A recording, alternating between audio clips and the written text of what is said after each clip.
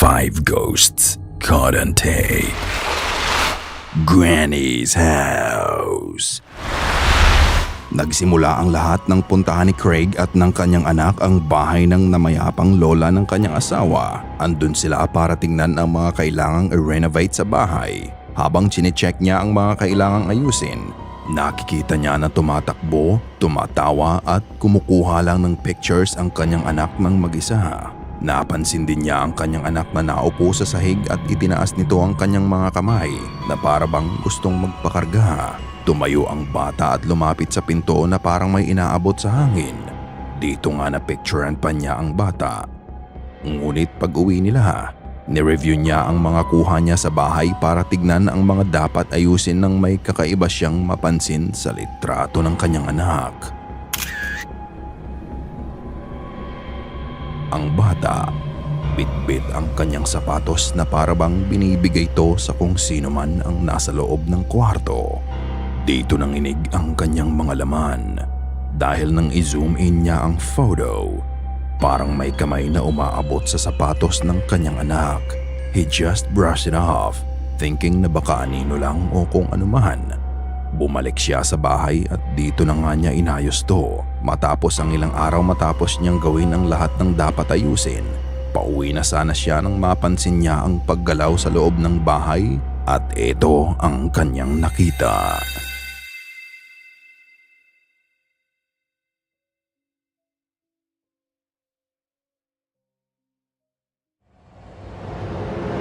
Makikita mo na may sumilip sa blinds ng bintana kahit wala namang ibang tao doon. Wala ding ibang gamit sa bahay na maaaring maging sanhi ng paggalaw nito. Dahil dito, muli siyang pumasok sa bahay pero wala naman siyang nakita. Ngunit hindi pa pala dito matatapos ang misteryo. Isang beses, tiningnan niya ang mga litrato na nakunan ng anak niya sa kanyang camera. Among many photos his daughter took, there's one photo that really scared him. Nang ipakita niya ang nasabing litrato sa kanyang mother-in-law, nagulat na lang din sila dito. Ang sabi ng kanyang mother-in-law, ang imahe sa litrato ay ang kanilang lola.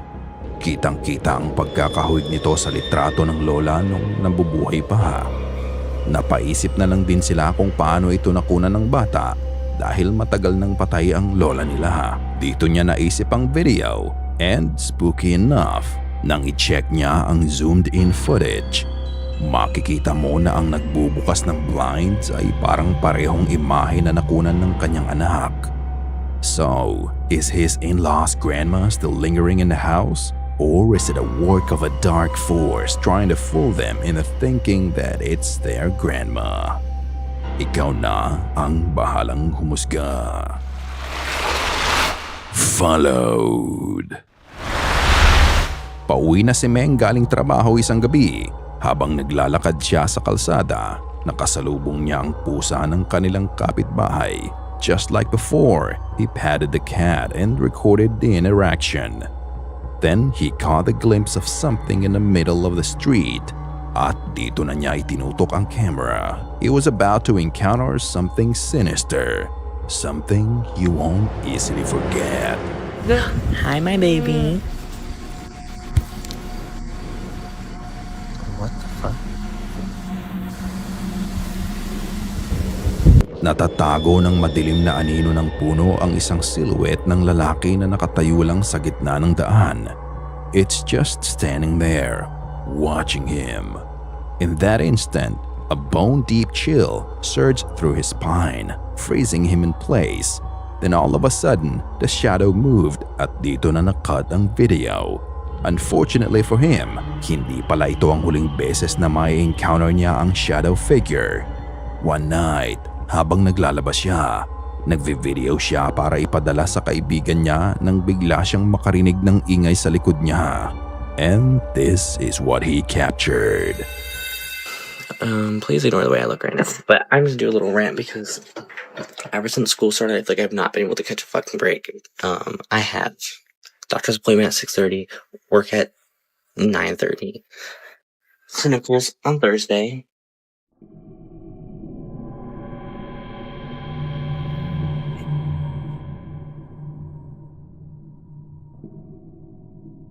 What the?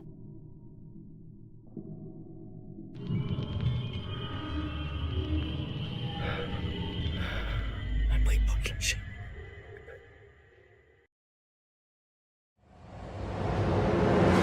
Napahinto na lang siya sa ginagawa niya matapos niyang marinig ang ingay sa basement nila. Kaya kinuha niya ang kanyang camera at tinignan kung saan nanggagaling ang ingay. Nakita mo ba yun? Pagbalik niya sa kabilang kwarto, sa likod ng mga gamit at kahon, nakatago ang maitim na figura ang nakasilip sa kanya. At ito ay bahagya pang gumalaw sa pagdaan niya. Ito din ba ang shadow entity na nakita niya sa daan? Ano sa tingin niyo mga ka-goosebumps? Ikaw na ang bahalang magpasya. The Swimming Pool. Nagbakasyon si Nate kasama ang kanyang mga kaibigan sa isang resort sa Thailand. Nagpahinga muna sila pagdating sa resort. Kinagabihan naisipan ng magkakaibigan na i-enjoy ang pool dahil wala ng tao sa oras na yon. Habang nagsiswimming si Nate, isang kaibigan niya ang vinidyohan siya, and this is when a strange thing happened.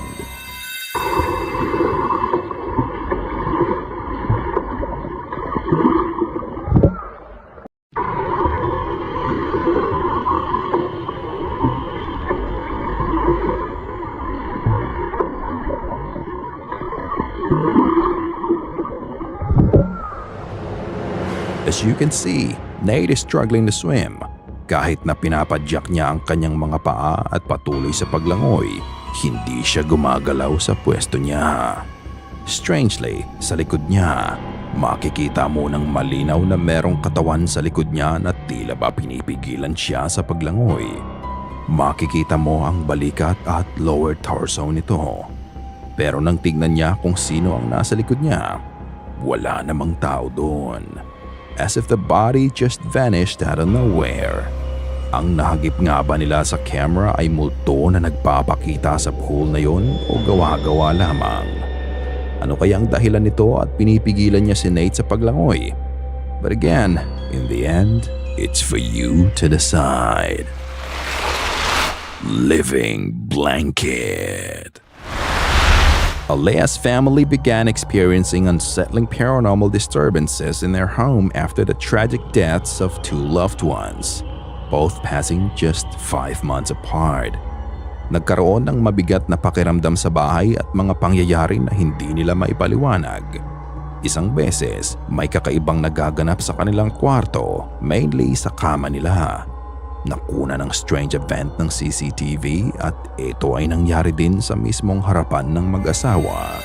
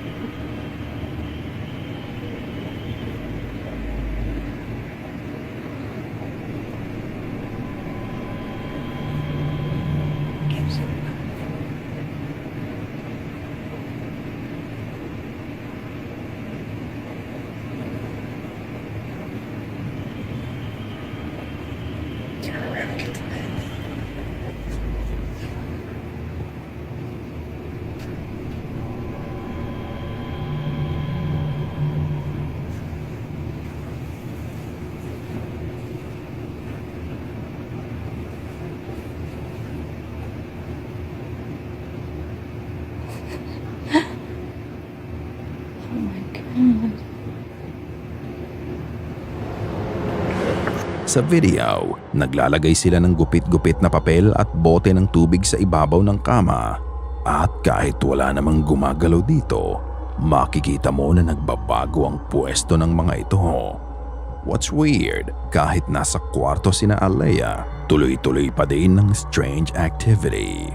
Matapos niyang ipakita ang CCTV footage, pag-ikot niya, makikita mo pa din na patuloy pa din ang mga kakaibang bagay ang nangyayari dito. Iisipin mo na may buhay ang kama dahil para itong humihinga. Kapansin-pansin din na parang may kung sino o anong bagay ang gumagalaw sa ilalim ng kumot. Bukod dito, may iba pa silang nakunan.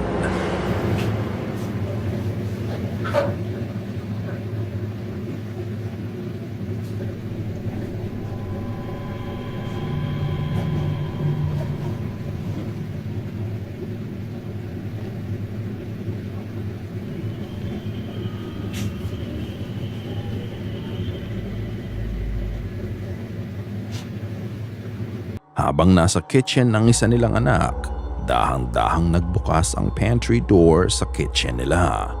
And what makes it more believable, wala kang makikita na anino sa likod ng pantry door habang bumubukas ito ng mag-isa.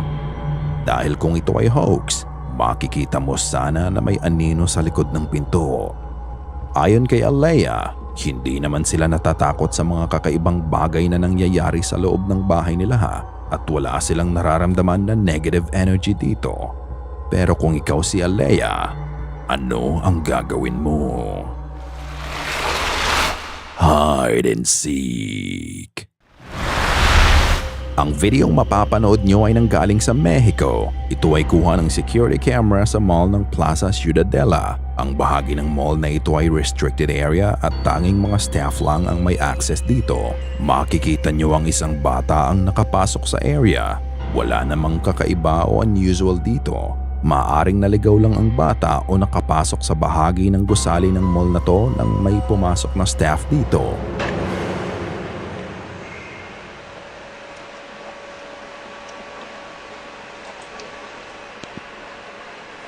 Ve que aquí se mete en la pared. No. Fíjate, subió el pie. Ang bata ay tumatakbo sa hallway. Nang makita niya ang unang pinto sa kanan, napatigil ang bata sa pagtakbo at dito na nangyari ang hindi may paliwanag ng mga security. Sa una, iisipin mo na pumasok ang bata sa pinto. Pero kung titignan mong mabuti, ang bata ay tumagos sa pader. Bagay na hindi kailanman kayang gawin kung ikaw ay may physical na katawan.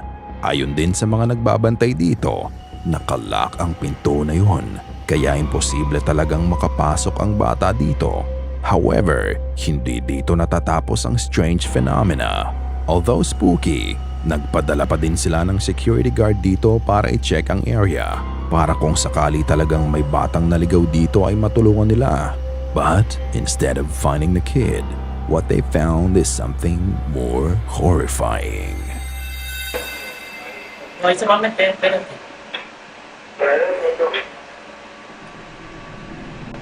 Adelante chicos, déjalo en N1. Oye, para 38 acaba de hacer el sexo de los papayos de los Conti que Mira, ahí está. cancelaron que hasta mañana a las 7. Ay, no mames. No, ¿y sabes qué? 38, de esa manera. Conti chicos, N1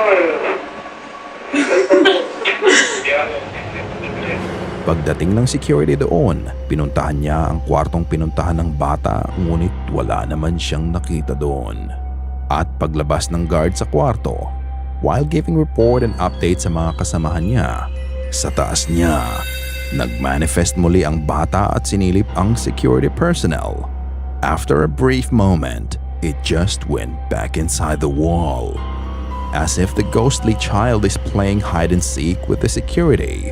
Although matagal na ang video at hindi ganun kaganda ang quality ng video, this event still remains unexplained and a mystery. So, is the mall haunted by the ghost of a child? Ikaw na ang bahalang humusga. Sana ay kinilabutan ka sa mga video na aming itinampok ngayong gabi. Kung may nais kang ibahagi ay bukas ang aming email na goosebumpstopstories@gmail.com at Facebook page.